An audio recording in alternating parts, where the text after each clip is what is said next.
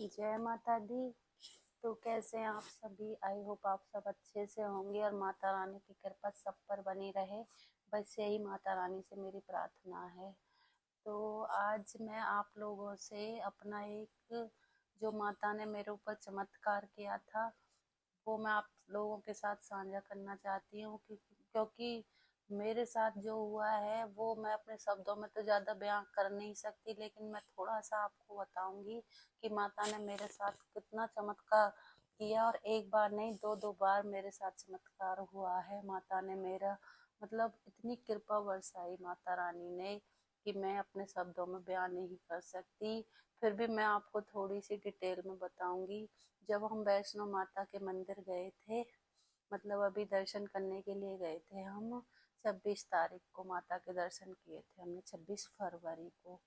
तो हाँ, जो मेरे साथ हुआ वह मैं आपके साथ थोड़ा सा साझा करना चाहूँगी, क्योंकि मुझे लगा कि अगर हम विश्वास रखते हैं माता रानी में या किसी में भी, तो भगवान जरूर हमारे साथ बहुत अच्छा करता है। बहुत ही, अगर हमें भरोसा है दिल से तो माता के ऊपर या किसी भी भगवान के ऊपर, तो वो जरूर करता है चमत्कार।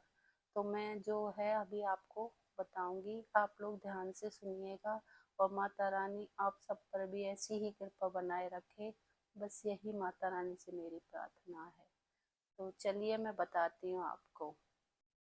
तो जैसे हम कटरा पहुंचे उस दिन, मतलब कि हम 25 को पहुंच गए थे कटरा, और 26 को सुबह हमने यात्रा अपनी शुरू की थी। उस दिन महाशिवरात्रि भी थी। तो पता नहीं मेरे को क्या हुआ, 25 को जिस दिन कटरा पहुंची थी उस दिन मेरे को इतना जुकाम, और मेरे को थोड़ी अस्थमा की भी प्रॉब्लम है, तो मुझे सांस लेने में बहुत तकलीफ हो रही थी रात को 25 को। तो मैं ये सोच रही थी पता नहीं कैसे होगी मेरी यात्रा कंप्लीट। और मेरे हस्बैंड भी थे और मेरा बेटा भी था। तो उन दोनों से भी मैंने नहीं बताया कि मेरे को प्रॉब्लम है, क्योंकि रात को 12-1 बजे ये सोए हुए थे सब, तब मेरे को दिक्कत ज़्यादा बननी शुरू हो गई। मैंने सोचा सुबह तक शायद ठीक हो जाएगी, माता रानी की कृपा रही तो मैं सुबह फिर उठी, नहा धो लिए हम। तब मेरे को दिक्कत हो तो रही थी पर इतनी नहीं थी कि हाँ, मैं कहा चलो देखते हैं, चल देंगे अपना यात्रा करने के लिए। फिर सुबह उठ के नहा धो के हमने पहले मंदिर में पूजा की, कटरा में ही, क्योंकि शिवरात्रि थी, मेरा व्रत था। तो मैंने पहले मंदिर में सुबह सबसे पहले पूजा करने के बाद, पास में ही मंदिर था हमारे होटल के, तो फिर वहाँ से फिर हम न्यू ताराकोटी मार्ग है उस पे ऑटो से चले गए। और वहाँ पे हमने अपनी यात्रा स्टार्ट कर दी। बारिश हो रही थी बहुत, मतलब मौसम एकदम बहुत ज़्यादा बारिश और बिजली कड़क, मौसम बहुत खराब था उस दिन। तो फिर हम चल दिए, यात्रा कार्ड वगैरह अपना बनवाए, हमारे पास बैग भी थे, उसमें कपड़े थे, तीनों के पास एक एक बैग था, क्योंकि हमारा ऊपर रूम बुकिंग भी थी इसलिए कपड़े थे। तो मैंने जैसे ही, मतलब वहाँ वो पिट्ठू वाले होते वो भी नहीं मिले। मैंने कहा बैग भी है और कैसे लेके चलूंगी, बैग के साथ भी, सांस भी फूल था यात्रा में वैसे भी। तो कह रहे कोई भी नहीं मिल रहा, कोई नहीं, अपने अपने बैग लेके चलते हैं धीरे धीरे। फिर हम चल दिए। बस मैं मुश्किल से ही 100-200 मीटर चली होंगी तो मेरी तो हालत खराब, इतनी सांस में प्रॉब्लम। मैं माता रानी पे 7-8 बार जाके आई हूँ, मेरे को कोई दिक्कत नहीं हुई, कोई परेशानी नहीं हुई आज तक। पर उस दिन पता नहीं क्या इतनी दिक्कत। फिर ये बोले क्या हुआ, मैंने बोला, मैंने कहा मेरे तो सांस लेने में तकलीफ हो रही है, एक एक कदम रखना भी मेरे को तो बहुत भारी हो रहा, बहुत मुश्किल हो रहा आगे बढ़ना, कैसे मैं जाऊंगी ऊपर तक। ये बोले चल कोई नहीं, अपना बैग मेरे को दे दे। और बैग में ज्यादा वजन भी नहीं था, एक जोड़ी कपड़े थे बस, और कुछ भी नहीं था। फिर इन्होंने मेरा बैग भी ले लिया, इन्होंने अपना भी और मेरा, दोनों बैग इनके पास ही थे। और फिर हम चले, फिर भी मेरे से नहीं चला जा रहा, बिल्कुल हिम्मत ही नहीं हो रही। फिर मैं बस बैठ गई कुर्सी पर। मैंने माता रानी से प्रार्थना की कि माता रानी क्या हो रहा मेरे साथ, पहले तो कभी भी ऐसा नहीं हुआ। मेरे मेरी हिम्मत ही नहीं हो रही आगे बढ़ने की, मैं क्या करूं अभी, कुछ तो रास्ता दिखा माँ। तो फिर थोड़ी देर बाद ही ये कह रहे कि नहीं चला जा रहा, क्या करें अभी बता। मैंने कहा कोई नहीं, थोड़ी देर बैठती हूँ फिर देखते हैं। फिर थोड़ी देर बाद मैंने कहा चलो थोड़ी दूर चल के देखते। चले तो माता की आरती स्टार्ट हो गई। हमने क्योंकि सुबह 6 बजे अपनी यात्रा शुरू की थी, तो माता की आरती स्टार्ट हो गई। फिर उसके बाद जैसे ही हम थोड़ी आगे बढ़े तो माँ का मंत्र आता है, वो मंत्र हमें मुँह जुबानी याद है, हम उसको करते ही रहते हैं। तो उसको 11-11 बार 3 बार बोलते हैं वो लोग, आरती करते हैं जब उस टाइम पे, तो पूरे रास्ते में माइक लगे हुए हैं, तो पूरे रास्ते में आरती बिल्कुल लाइव सुनाई देती है। तो जैसे वो मंत्र आया, मैंने मंत्र का उच्चारण स्टार्ट करना शुरू किया, और फिर उसके बाद ओम ऐं ह्रीं क्लीं चामुंडाय विच्चे ये मंत्र था, तो इसका मैंने जाप करना स्टार्ट कर दिया। आप यकीन नहीं मानोगे, मैंने बस 11 बार ही किया था। उसके बाद जैसे जैसे मैं जाप करती गई, ऐसे ही मेरे सांस की प्रॉब्लम कहाँ गई, मेरा जुकाम इतना भयंकर था मेरे को, वो कहाँ गया मुझे कुछ पता नहीं, मतलब मैं एकदम ठीक हो गई। मेरे को ऐसे लगा जैसे कि किसी ने आके मुझे पता नहीं क्या कोई जड़ी बूटी पिला दी, कि ना तो जुकाम की पता, ना किसी सांस फूलने की पता, कुछ भी कोई दिक्कत ही नहीं। फिर तो मुझे ये लगा लो कि कब मतलब 2 ढाई घंटे में हम अर्धकुंवारी 7 किलोमीटर हमने कंप्लीट कर दिया। आप यकीन नहीं मानोगे, आप यकीन नहीं मानोगे कि मतलब 2 ढाई घंटे में हमने अपनी 7 किलोमीटर कंप्लीट कर लिया, और मेरा व्रत भी था, मेरे को कुछ भी कोई दिक्कत नहीं हुई। जो मेरे को दिक्कत हुई वो बस 1 आधा किलोमीटर जब चली थी तभी मेरे को प्रॉब्लम हुई थी। उसके बाद तो जैसे ही मंत्र का उच्चारण किया, मतलब मेरा मुझे यकीन नहीं हो रहा कि ऐसे हो कैसे, इतना तेज जुकाम था मेरे को, इतना तेज, वो जुकाम भी गायब, और मतलब सांस में इतनी दिक्कत हो रही थी, वो सांस की प्रॉब्लम भी गायब।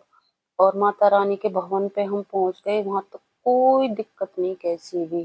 तो एक चमत्कार तो ये हो गया, माता रानी ने मुझे बिल्कुल ठीक कर दिया। वहां इतनी ठंड थी, ओले पड़े, फिर भी मेरे को कुछ भी कोई दिक्कत नहीं थी। तो एक चमत्कार तो ये कर दिया, माता ने मुझे एकदम बिल्कुल ठीक कर दिया। उन्होंने पता नहीं अपने मंत्रों से मुझे क्या जड़ी बूटी खिलाई, मैं बिल्कुल ठीक हो गई। बिल्कुल ठीक होने के बाद फिर हम पहुंच गए दुर्गा भवन पे। तो दुर्गा भवन पे पहुंचने के बाद मेरी इच्छा थी कि मैं माता रानी की आरती में बैठूं। अटका आरती होती है ना सुबह शाम, तो शाम की आरती में शिवरात्रि भी थी उस दिन, तो उसमें बैठने का मेरा बहुत मन था। तो ऑनलाइन टिकट वगैरह सब खत्म हो चुकी थी, बिल्कुल भी मतलब आरती की कोई टिकट हमें नहीं मिल रही थी।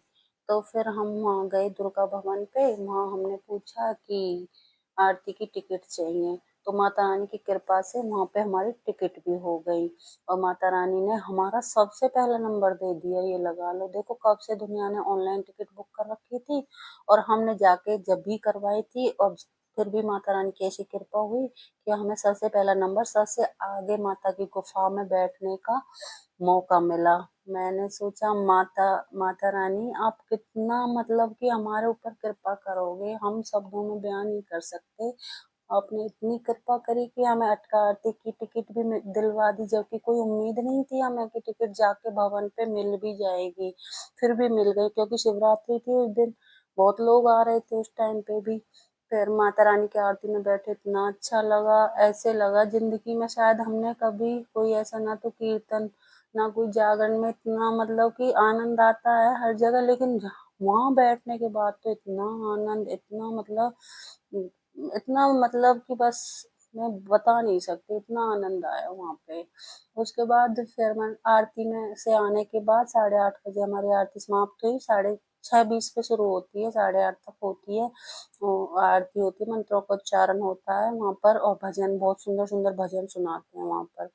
तो वो सब होने के बाद फिर हम अपने रूम पे आए। तो कह रहे थे कि प्राचीन गुफा भी खुलती है रात को कभी कभी, लेकिन आज शिवरात्रि, आज मुश्किल है, चांस है भी नहीं भी है, क्योंकि भीड़ ज्यादा है, तो भीड़ कम होती तभी खोलते हैं वो।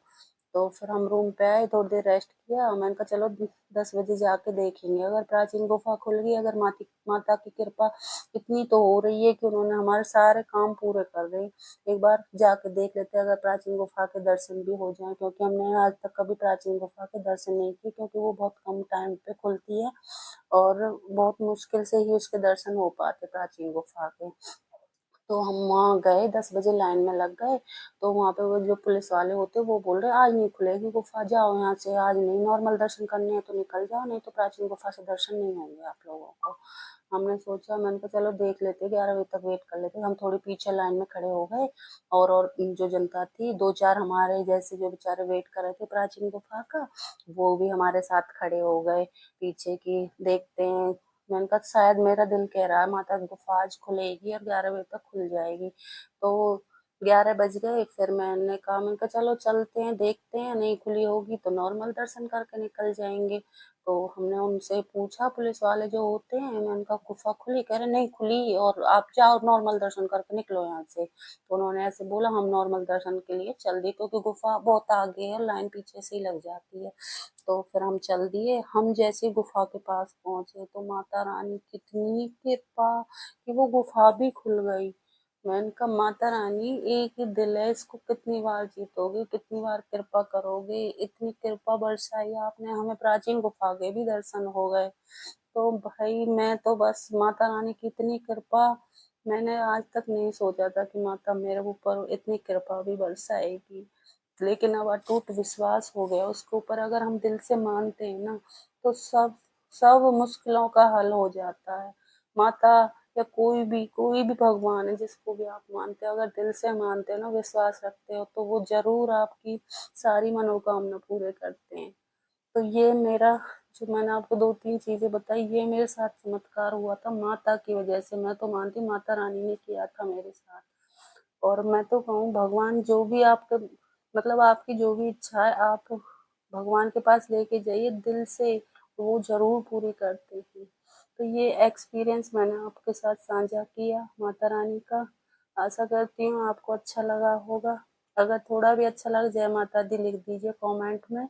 और मुझे कोई ये नहीं है, वीडियो का कोई वो नहीं है मुझे, बस मैंने आपसे अपना जो चमत्कार मेरे साथ हुआ वो साझा किया है। तो आप लोग भी बस विश्वास रखें भगवान पे, वो जरूर आपकी सुनेगा। तो ठीक है जी, जय माता दी।